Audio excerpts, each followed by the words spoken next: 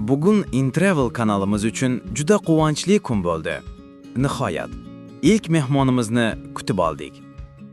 Safarimizni boshlashimiz bilan o'zimizning aziz mehmonimiz bilan birgalikda Kapadokiyaning eng sirli joylaridan biriga, Derinkuyu yerosti shahriga yo'l olamiz. Unda biz boshladik. Assalomu alaykum hurmatli kuzatuvchilar. Mana bugun biz Kapadokiyani sal yaqinrog'ida joylashgan bir qishloq bor, Derinkuyu deb nomlangan. O'sha qishloqqa keldik. Mana bu ploshadining yonida esa mana restoranlar bor. Hurmatli do'stlar, biz mehmonlarni ushbu restoranga olib keldik va bu yerda eng mashhur ovqatlardan biri go'zlama bilan mehmon qilyapmiz. Go'zlama va turk qahvasi. Ichi to'la peynir, pishloq, shunaqa. Yoqimli ishtaha.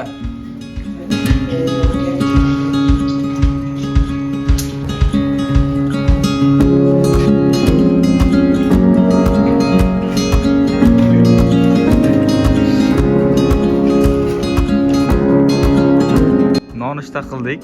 Endi qayerga? Ko'yla.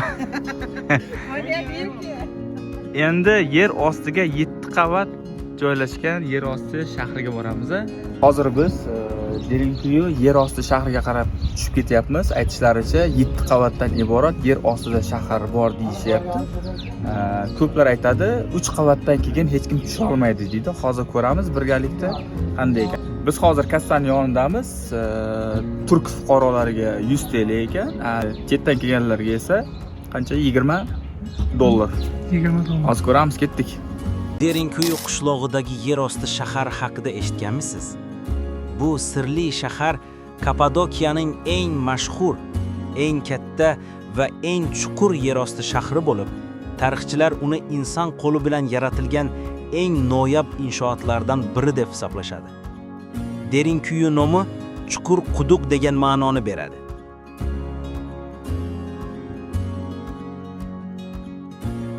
Derinkuyu 8 dan 18 qavatgacha ekanligi aytiladi. To'liq qazilmagan qismi ham bor. Eng chuqur qismi 85 metrgacha boradi. Kirgan inson shunchaki yer ostiga emas, butun boshli boshqa shaharga shahar qurilgan. Aslida Derinkuyu ikki asosiy sababga ko'ra qurilgan. Birinchi, dushmanlardan yashirinib tirik qolish uchun.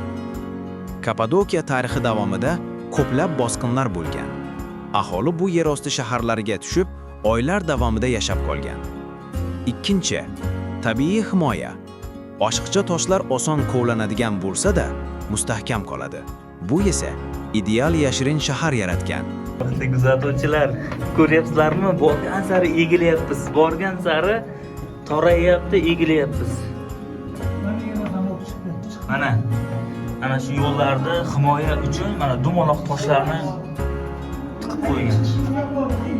Dumaloq tosh.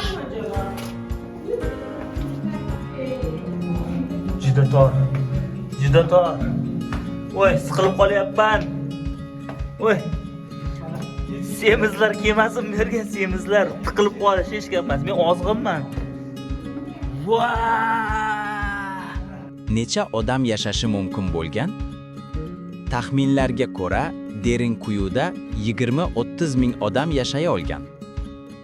Faqat odamlar emas, chorva uchun alohida stallar, omborlar ham bo'lgan. Shahar ichidagi bo'limlar. Yerosti shahariga tushganingizda quyidagi joylarni ko'rasiz. Uy-joylar, oilalar bir necha oy yashay oladigan xonalar, oshxona va tandirlar, tutun yer ustiga chiqmasdan yoyilib ketadigan maxsus ventilyatsiya tizimi, xaroba cherkovlar, ibodat joylari yer ostida ham mavjud. Shahar yig'ilislari uchun katta zal, dushman kirsa to'sib qo'yiladigan ulkan tosh yana eshiklar, pastga qarab tushib ketadigan joylar. har bir eshik dumaloq, tonnalab og'ir bo'lgan. Bu tomonga qaranglar. Oxiri yo'q. Faqat ichkaridan ochiladi. Labirint. Bu himoyaning eng kuchli usuli edi. Labirint. Mana bu tomonga qarab ketasizlar. Mana. Adashib qolish hech ketmas. Konkretni borib. Qoyillik. Aytishlaricha 4-qavatdan pastga hali hech kim tusholmagan ekan, duxu yetmas ekan. Chunki torayib boraverar ekan, lekin 7 qavatdan iborat deyishyapti.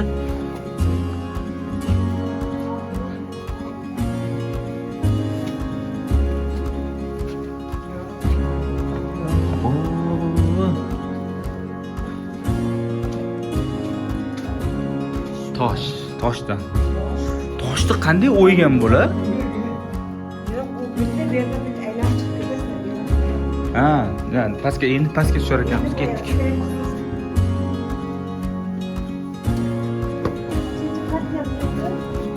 Adashib qolmaymiz degan umiddamiz albatta. Xudo xohlasa.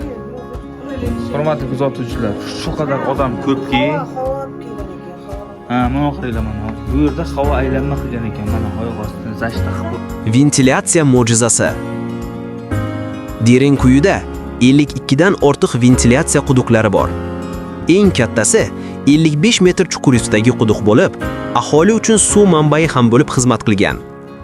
Bu quduqlar tufayli yer ostida 30 ming odam bo'lsa ham havo tugab qolmagan. Haqiqiy muhandislik mo'jizasi. Qiziqarli faktlar.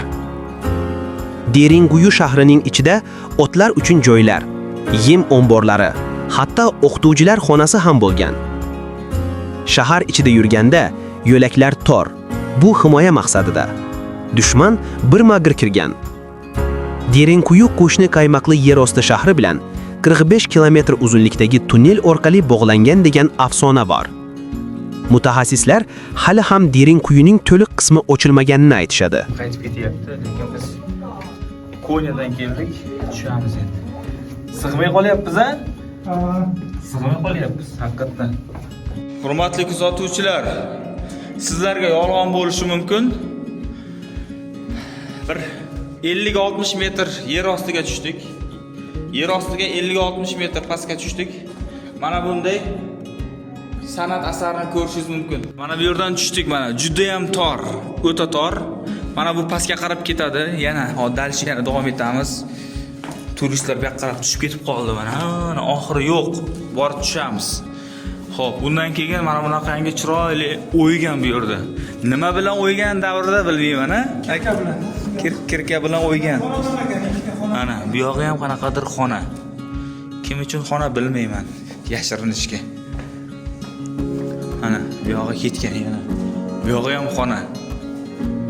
Rosti qorong'i ekan, bejizga odamlar nima deydi, duxu yetmaydi deydi. Mana ketgan pastga qarab. Rosti qorong'ilikdan ozgina qo'rqaman, shuning uchun opasli.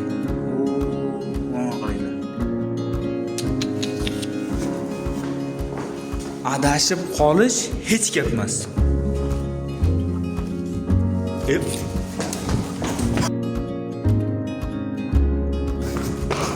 Yomon qo'rqinchli-ku, naryoqqa. Bila, aka. Mozorlik joyimi bu? Mozorlik, ha, mozorlik ekan. Qani tushaylikchi?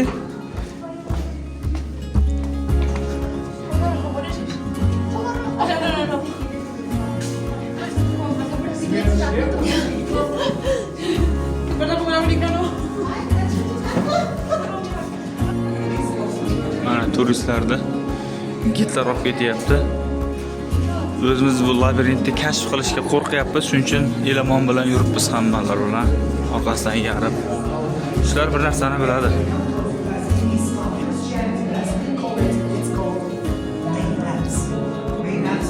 Hurmatli kuzatuvchilar, mana bu ko'rib turgan devor o'sha tomonga qarab nima qilgan ekan? Sajda qilgan ekan, xullas shunga o'xshagan ekan. Do'stlar, mana bu yerda havo aylanadigan ventilyasion tizim qilib qo'ygan pastda. Xudo xolasa hozir ko'ramiz, ketdik. Mana hamma qiziqib ko'ryapti. Ketdi. Yo'q, mana yo'q.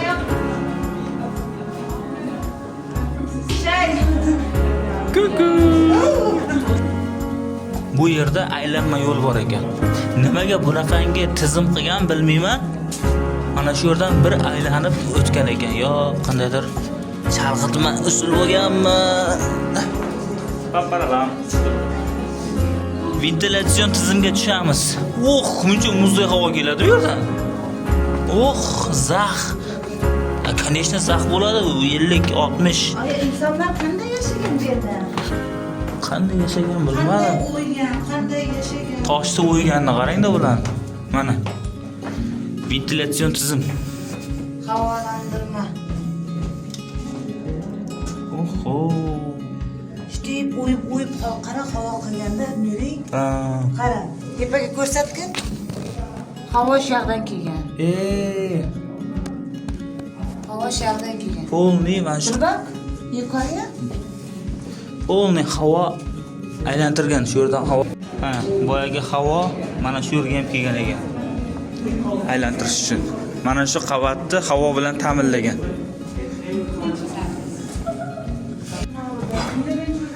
Chiqyapmiz mana. Otur 2 dakika. Charchab qoldik. Juda past, o'ta past. Bu nima ekan? Bu yer ham qanaqadir yashirin joy.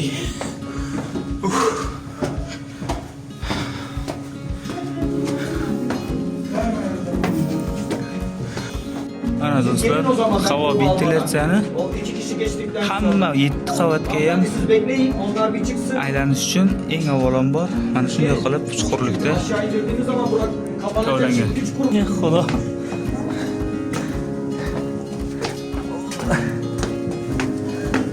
O'sha zamonda nima maqsadda qilingan, balki himoya maqsadida mana bunday dumaloq toshlar qilgan ekan. Qandaydir xavf kelgan paytida yopgan, yashiringan. Bu yerdan tayoqmi, nimadir temir bo'lmagan bu.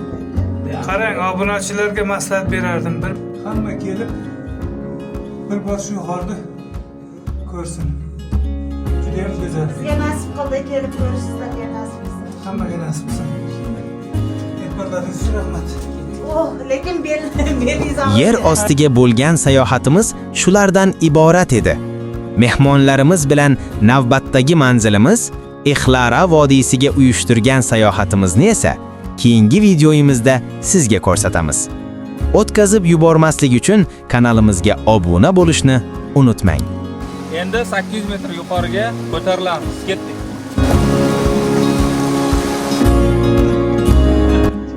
Charchadim. Juda qiyin ekan.